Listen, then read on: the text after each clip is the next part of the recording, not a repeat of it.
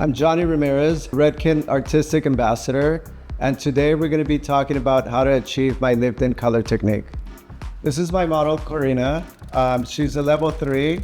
I'm going to do some highlights and take her to like a level 7. When I'm crafting my lived-in color technique, my goal is to duplicate kids' hair color on grown-ups. By using Redken's new Maximum Lift Lightener Blonde IQ 9+, it allows me to get all the shades of lightness that I need for my lived-in color technique.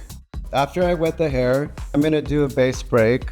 So I'm going to put the base break on the whole head, and then I'm going to recreate a new root, and then I'm going to put some depth and some beach-kissed highlights on top of that. Okay, so I'm going to start my Mohawk placement. So there's my first section. I'm going to get pretty close to the root. My next 2 foils, I'm going to do 7 in total, but my next foil is going to be about 1/2 inch of a spacing. So there's my second one. And the consistency in my bleach here, I don't like it too thick, but I also don't like it too runny.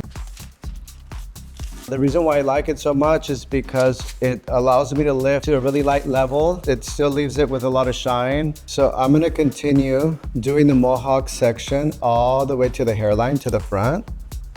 Okay, so now I'm gonna follow the hairline. I like to center my foils this way. I'm gonna put a few more foils and then that's gonna close in.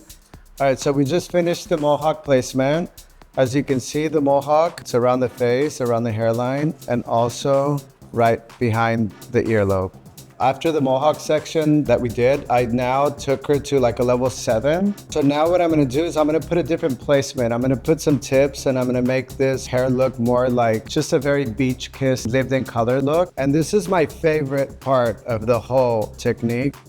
As you can see, I'm gonna feather up a bit. This is going to be my first guide. I'm gonna guide myself with that. I'm gonna play around with her layers of my sectioning, and I'm gonna do one pie section right in the middle of it. I'm gonna take a pie section after this one right below it, and I'm gonna put 3 more foils, and then I'm gonna jump onto the other side and match that. As you see, this is one pie section, one column.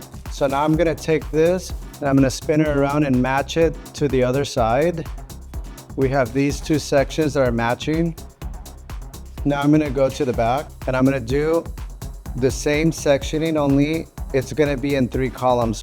So what I'm doing right now, it's so structured, but once I'm all done there, I'm gonna go and I'm gonna freestyle all the in-between. Those are just gonna be very creatively loose, and that's what's gonna tie it all in. All right, I'm gonna freestyle everything now. I'm gonna go back to the negative spaces. So I always have my clients stand up because I'm able to see what this bottom part looks like. So if there's something that I missed, I'll see it when they stand up. So this is what I always look for.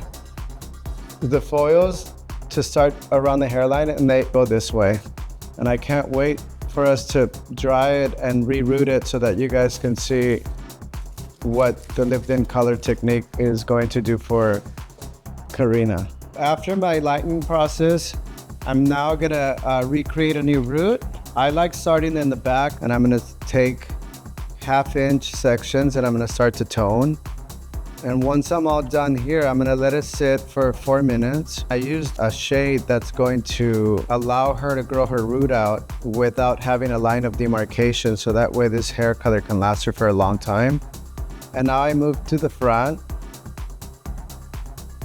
After this side, I'm gonna jump onto the other side, and then I'm gonna start my timer. I just finished, and now I'm gonna baby comb it. So this is my signature lived-in color technique. It's so shiny, as you can see. It's healthy, and it feels really, really good. And it's just beautiful, and it's lived-in color.